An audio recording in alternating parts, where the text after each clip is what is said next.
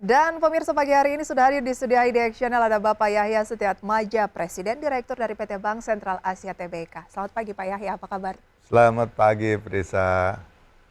Terima kasih banyak Selamat untuk pagi. waktunya pada pagi hari ini Pak Yahya. Terima kasih kembali. Kinerjanya cemerlang di tahun 2022, memang banyak bank juga yang membukukan kinerja rekor termasuk BCA 29% adalah rekor tertinggi sepanjang sejarah BCA ya. Iya, betul sekali. Rahasianya apa Pak Yahya? Ya gini, ada beberapa hal. Kita sejak dahulu berusaha merubah tabungan itu dari awalnya menabung menjadi transactional account. Nah, sehingga orang nggak perlu lagi bunga yang terlalu tinggi, yang perlu kenyamanan ya. Dan ini menjadikan cost of fund kita relatif murah meskipun kita harus sedia tunai, harus sedia ATM dan lain-lain ya, itu kompensasinya. Tetapi dari segi cost of fund termurah. Nah, itu pertama. Karena cost of fund termurah, kita bisa memilih kredit-kredit mana yang relatif baik dengan interest rate yang cukup menantang dan sangat murah lah. Seperti KPR, KKB contoh ya.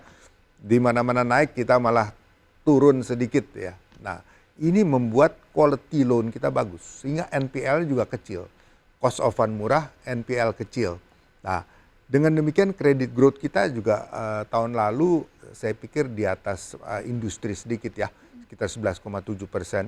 Nah, artinya dari volume itu kita juga bertambah. Nah, ini semua mendapatkan suatu income yang bagus dari segi interest plus dari fee base.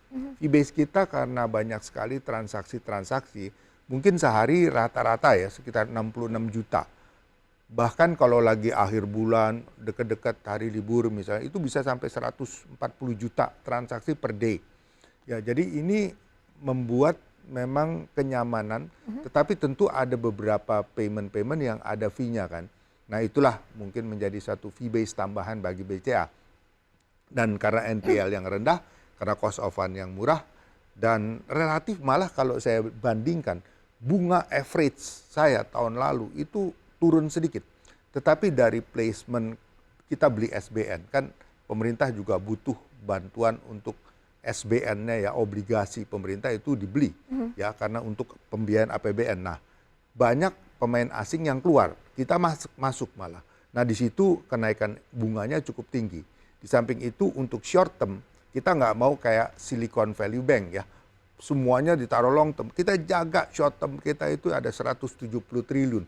Itu sama dengan total funding yang disediakan LPS untuk menjaga perbankan Indonesia. Berarti tidak selalu harus long term ya Pak Yahya? Tidak, harus jaga likuiditas paling penting.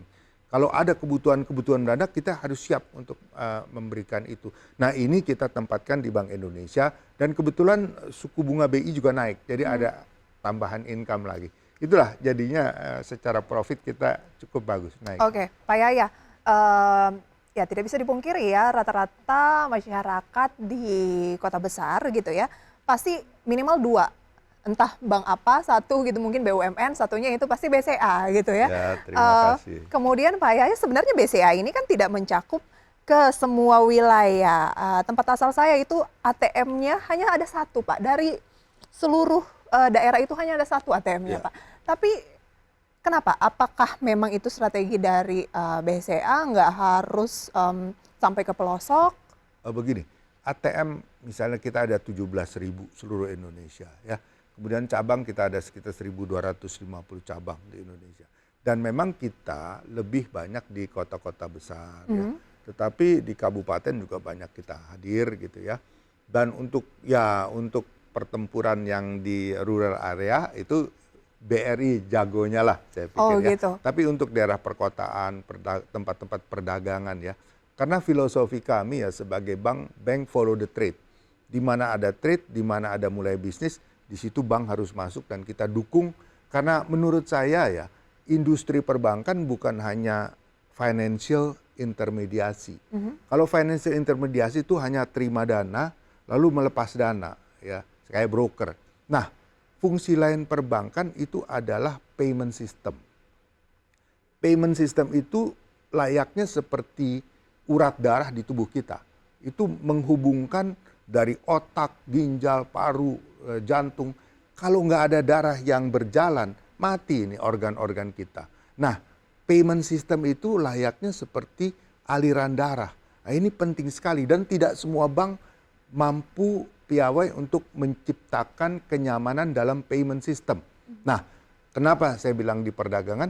Kalau namanya orang dagang, pasti salah satu unsur pokoknya adalah payment system. Nah, disitulah kita hadir, memberikan kenyamanan, kemudahan, ya. Sehingga ya nasabah banyak membuka rekening di kita. Tetapi ya kita sediakan ATM misalnya, manakala dibutuhkan uang tunai, harus segera bisa didapatkan. Tetapi tentu kita lihat daerah per daerah. Kalau memang itu daerah membutuhkan banyak penarikan tunai ya, itu pasti kita sediakan. Nah ini kan masuk sudah bulan puasa, selamat untuk yang berpuasa. Dan untuk menjelang lebaran itu paling tidak kita harus menyediakan dana tunai 69,7 triliun. Ini akan kita siapkan. Untuk Bayangkan, tahun 2023? Untuk tahun ini. Itu persiapan kita menjelang nanti masa-masa lebaran dan persiapan mudik. Biasanya itu dibutuhkan sekali, tetap masih uang tunai. Meskipun kalau kita lihat ada sarana lain, ada KRIS, kemudian ada mobile payment, ada MyBCA yang kita terus coba kembangkan. Tetapi ya di negara kita tampaknya uang tunai itu masih salah satu kebutuhan yang kelihatannya cukup pokok dan dibutuhkan. Oke, ya. berarti Terutama kalau mudik nanti itu pasti deh. kayak jalan bareng gitu ya, hybrid antara Harus, cashless betul. dengan yang masih tunai. Ya karena kita sadari tidak semua daerah di Indonesia ini bisa terjangkau dengan wifi ataupun Setuju, Pak. jaring telekomunikasi. Ya, jadi ada spot-spot tertentu yang masih belum memungkinkan. Dana tunai ini meningkat ya dibandingkan dengan tahun lalu? Pasti. Nah ini uniknya ya. Meskipun sudah kita lihat ya KRIS sudah hebat, kemudian ada QR, lain-lain ya, kemudian ada payment tadi ya, kemudian ada e-wallet juga ya. Udah demikian banyak digital sarana yang tersedia, tetapi uang tunai itu tetap meningkat kebutuhannya. Meskipun bisa dibayangkan, kalau nggak ada yang tadi, waduh, bisa nggak tertangani itu kebutuhan uang tunai kan. Karena sebagian daripada digital payment kita lihat adalah replacement daripada penggunaan uang tunai. Nah ini memang unik. Tetapi kita merasakan tetap meningkat meskipun bisa terkendali lah katakan ya dengan adanya digital payment yang luar biasa di Indonesia ini. Oke, ada strategi atau inovasi baru mungkin ya dari BCA Pak, yaitu pembayaran hingga nominalnya itu Rp1. Nanti bisa dijelaskan lebih jauh Pak, untungnya untuk BCA tuh apa gitu? Oh begini. Kita jeda dulu Pak ya, ditahan dulu. Baik. Oke. Dan pemirsa jangan beranjak dari tempat Anda, perbincangan bersama dengan Presiden Direktur dari BCA akan kami lanjutkan di segmen berikutnya.